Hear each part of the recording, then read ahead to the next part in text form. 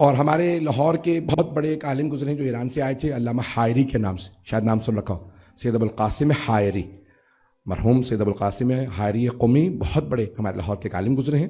قم مقدس سے آئے تھے، ایران آ گئے، پاکستان آ گئے، ابھی ان کی ساری نسل وہیں ہے، پاکستان میں ہے۔ تو ان کے سارے نسل والے کہتے ہیں کہ انتقال سے پہلے سید علی حائری کے پاس علامہ اقبال خود آئے۔ آنے کے بعد سوال کیا تھا، اگر میں وقت لے رہا ہوں، کہ علامہ اقبال نے علامہ حائری سے کہا کہ بہرحال آئے ایک مجلس میں، کسی صاحب نے کہا علامہ اقبال سے کہ آپ کو پتا نا علامہ اقبال علماء کے بہت سخت مخالف تھے، دین فی سبیل اللہ، دین ملا فی سبیل اللہ فساد، کہ ملا جو ہے سوائے فساد کرانے کے، اور مجاہد کی ازاں، ملا کی ازاں اور مجاہد کی ازاں، اور تو بہت سخت، کیونکہ اس زمانے کے آپ کو پتا درباری ملاؤں کا دور تھا، اور جو انہوں نے اپنے ہاں دیکھا تو بہت سب متنفر ہو گئے تھے۔ تو اس کے بعد ایک مرتبہ ان سے کسی شیعہ نے کہا بھائی آئیے میں آپ کو ایک مجلس میں لے چلتا ہوں۔ انہوں نے کہا بھائی جب میں اپنے علماء کو چھوڑ چکا، یہ جو ہیں وہ سارے تاج برطانیہ کی لمبی زندگی کی دعائیں مانگ رہے ہیں بیٹھے ہوئے کہ یہ ہم غلام بنا کے ہمیں یہاں پہ، تو کہا میں تمہارے علماء کو کیا کہا، نہیں یہ مختلف ہے، ایک مرتبہ چلو، آپ کو فارسی بھی آتی ہے، یہ فارسی ایران سے آئے ہیں، فارسی اردو سیکھ لی ہے انہوں نے، فارسی کے بہت زیادہ اشعار سناتے ہیں اور بہت زیادہ ان کو تسلط ہے قرآن پہ، چلیں۔ کہا میں پیچھے بیٹھوں گا، ملوں گا نہیں ان سے، کہا ٹھیک ہے۔ انہوں نے فوراً چٹ لکھی، علامہ حائری کو بھیج دی۔ ڈاکٹر اس زمانے میں علامہ اقبال نہیں کہتے تھے، ڈاکٹر محمد اقبال آپ کی مجلس میں آ چکے ہیں، ذرا ان کو مد نظر رکھتے ہوئے مجلس پڑھیے گا۔ تو علامہ حائری نے پوری کی پوری جو مجلس پڑھی، وہ جو مغربی فلسفہ تھا اس کی رد میں پڑھی، 1.5 گھنٹے سے زیادہ لمبی تقریر کی کہ جو مغربی فلسفہ جس میں الحاد، ایتھیسٹ تصور پورا توحید کے خلاف دیا جاتا ہے کہ خدا نہیں ہے، توجہ رکھیے گا کہ دین کی دشمنی، دین کی مخالفت، انہوں نے پورا جواب دیا 1.5 گھنٹے میں۔ تو علامہ اقبال نے کہا یہ کون ہے؟ کہا کیوں؟ کہ میری ساری زندگی کی محنت 1.5 گھنٹے میں تباہ کر دی۔ اب سمجھ میں آیا شیعوں کو کھٹمل کیوں کہتے ہیں؟ چلتے رہیے گا۔ تو کہا مجھے ان سے ملواؤ، میں ملنا چاہتا ہوں، چلیے گا میرے ساتھ۔ تو کہا میں ملنا چاہتا ہوں، یہ کون ہے؟ کبھی علامہ حائری آئے، آ کے ملے، اور پھر اس کے بعد بہت زیادہ قریب ہو گئے، پڑھنے لگے، کتابیں پڑھنے لگے، اور کرتے کرتے ایک دن کہا کہ میں آپ کی کتابیں پڑھ رہا تھا، میں نے تصور دیکھا کہ کوئی آپ کے 12ویں امام میں غیبت میں نظر نہیں آتی، یہ کیا، کہ کوئی سمجھ میں آنے والی بات نہیں۔ تو علامہ حائری نے کہا پہلے 11 سمجھ لو، 12ویں خود بخود سمجھ میں آ جائیں گے۔ تو انہیں جواب پسند نہیں آیا، اٹھے، کہا کوئی کتاب ہو تو دے دیجیے گا، پڑھ لوں گا۔ انہوں نے کہا میں نے خود لکھی ہے، یہ پڑھو۔ علامہ اقبال چلے گئے، فارسی میں پڑھا، کچھ عرصے بعد 1.5 مہینے بعد واپس آئے، اور آنے کے بعد کہا کہ آپ کی اس کتاب کو پڑھنے کے بعد میں نے یہ نظم لکھی ہے، کبھی اے حقیقت منتظر نظرا حقیقت مجاز میں، پتہ نہیں لوگ ہے یا نہیں ہے، کہ ہزاروں جبینیں تڑپ رہے۔ بھائی عزیزان گرامی، اتنا سب کچھ لکھا علامہ اقبال نے، پھر بھی لوگ کہتے ہیں نہیں حنفی تھے، مجھے نہیں معلوم کس سے ان کی وصیتیں لکھوائی گئیں، پتہ نہیں مسلمانوں نے کس کی جھوٹی وصیت لکھی تھی کہ آج تک عادت چھوٹ نہیں رہی۔ چلیے گا خدا راج میرے ساتھ۔ تو ایک مرتبہ کہا، علامہ اقبال نے بے انتہا لکھا بہت کچھ، اور خود ایک مرتبہ ان سے سوال بھی کیا گیا تھا بھئی آپ شیعہ ہیں یا سنی ہے؟ شیعہ کہنے لگے آپ شیعہ ہو گئے۔ تو انہوں نے جواب میں کہا کہ پوچھتے کیا ہو، مذہب اقبال کیا ہے؟ یہ گنہگار بو ترابی ہے۔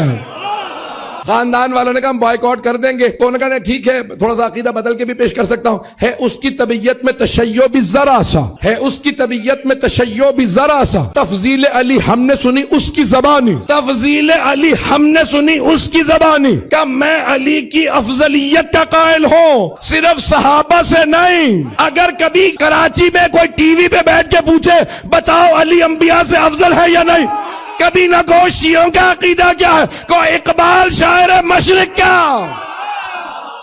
حائری کے خاندان والے کہتے ہیں کہ انتقال سے پہلے اپنی وصیت دے گئے تھے کہ علامہ میں آپ کو سونپ کے جا رہا ہوں، میں نے اپنا عقیدہ وہ بنا لیا ہے جو اہل بیت کا عقیدہ تھا، اگر میں مر جاؤں تو آپ ذمہ دار ہیں، روز قیامت جناب سیدہ سے آپ بس اتنا کہہ دیجئے گا کہ میں ان کا ماننے والا تھا، ان کی دفاع کرتا تھا۔ وصیت ان کے بہرحال علامہ حائری کے پاس تھی، اور وہاں پہ کہہ کے گئے تھے کہ میں اہل بیت علیہ السلام کے راستے پہ ہوں، میں 12 کو مانتا ہوں، توجہ رکھیے گا میرے ساتھ۔ تو ان سے کہا بھئی یہ شیعہ کہتے ہیں کہ جناب سیدہ افضل ہے، تو آپ بتائیے کہ جناب مریم افضل ہے یا جناب سیدہ؟ تو علامہ اقبال کے فارسی کے کلام بہت زیادہ ہیں، کلیات اقبال فارسی بہت ضخیم ہے، اس میں اسرار خودی آپ نے سن رکھی ہے نا کتاب، اسرار خودی ہے، پھر رموز بے خودی، رموز بے خودی میں انہوں نے جواب دیا، وہاں پہ اس نظم کو چھاپا۔ سوال ہوا بتائیے کون افضل ہے، سیدہ افضل ہے یا مریم؟ تو انہوں نے کہا ٹھیک ہے میں نظم میں جواب دوں گا، اور انہوں نے جناب سیدہ سے متعلق حضرت فاطمہ الزہرا کی فضیلت بیان کر رہا ہوں نظم میں، اور فرماتے ہیں فارسی کی نظم ہے، ترجمہ میں کروں گا اور ترجمہ ذمہ داری سے ہوگا، حاشیہ میرا ہوگا۔ حاشیہ سمجھتے ہیں، بیچ میں فٹ نوٹس ہوتے ہیں، کامنٹس ہوتی ہیں، ٹرانسلیشن بھی میرا ہوگا، کامنٹری بھی میری ہوگی، بتا دوں گا کہاں پہ ٹرانسلیشن ہے کہاں کامنٹری ہے۔ نظم تو لانی ہے، میں کوشش کروں گا کہ صرف اس میں سے سلیکشن آپ کو سناؤں تو علامہ اقبال نے کہا مریم از یک نسبت عیسیٰ عزیز، از سے نسبت حضرت زہرا عزیز۔ علامہ اقبال کہتے ہیں مریم کو بس ایک عیسیٰ سے نسبت ہے جس کی وجہ سے ان کا اتنا مقام کہ، لیکن سیدہ کو 3 نسبتیں، از سے نسبت حضرت زہرا عزیز۔ کون سی 3 نسبتیں علامہ اقبال نے شاعری میں سنائی ہیں؟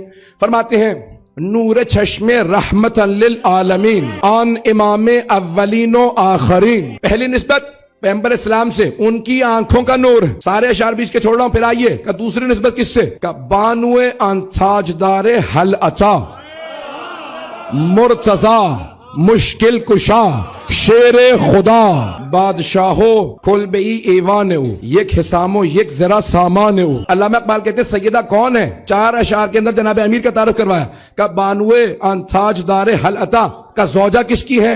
جس کے سر پہ حل عطا کا تاج۔ بھئی سونے جواہرات کے تاج تو سبھی کے سروں پہ آ جاتے ہیں، بڑے بڑے لوگ بیت المال سے درہم و دینار جمع کر لیتے ہیں۔ یہ حاشیہ میرا تھا، علامہ اقبال کا سن لیجئے۔ وہ فرماتے ہیں کہا جس کے سر پہ حل عطا کا تاج وہ فاطمہ الزہرا کے شوہر ہیں۔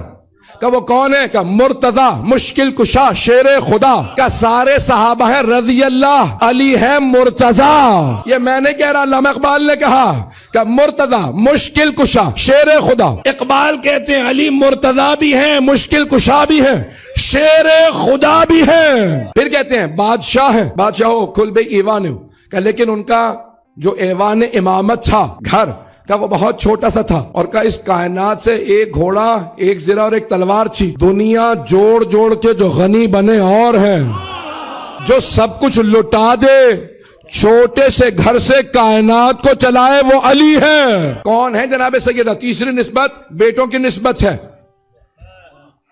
اور کہتے ہیں ماں کن کی ہے؟ میں اسی پہ تمام کر دوں گا، جانتا ہوں میں بہت زیادہ وقت دے رہا، آخری 2 شعر بہت ضروری ہیں، اس کو سن لیجئے گا۔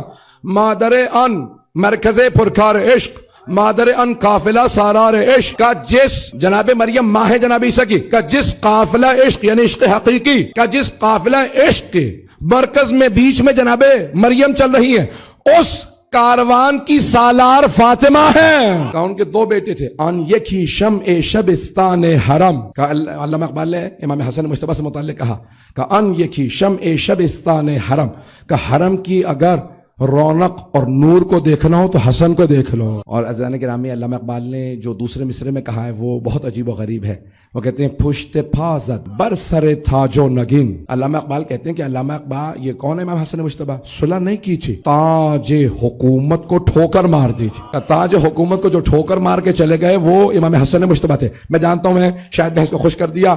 امام حسین سے متعلق کہا اور کہا کہ پوری دنیا کے جتنے بھی آزاد لوگ ہیں، واندگر مولائے ابرار جہان، ساری دنیا کے جتنے آزاد فکر مرد ہیں ان کے مولا کا نام حسین ہے، قوت بازو احرار جہان۔ وقت نہیں ہے عزیزان گرامی، علامہ اقبال کے آخری 2 مصرے سن لیجئے، نظم بہت طولانی ہے، میں دیکھ رہا ہوں کہ شاید بہت تاخیر ہو چکی، مجمع تھک رہا۔ میں پیش کر رہا ہوں کہ علامہ اقبال کون کہتے ہیں، کیا کہتے ہیں جناب سیدہ سے متعلق؟ کہتے ہیں کہ نوریو ہم آتشی فرمان برش، گم رضایش در رضائے شوہرش۔ کہا چاہے نوری ہو یعنی فرشتے، چاہے آتشی ہو یعنی جن، کا تمام کے تمام فرشتے جن ان کے حکم کے فرما بردار تھے۔ میں نے نہیں کہا، اقبال کہہ رہے ہیں۔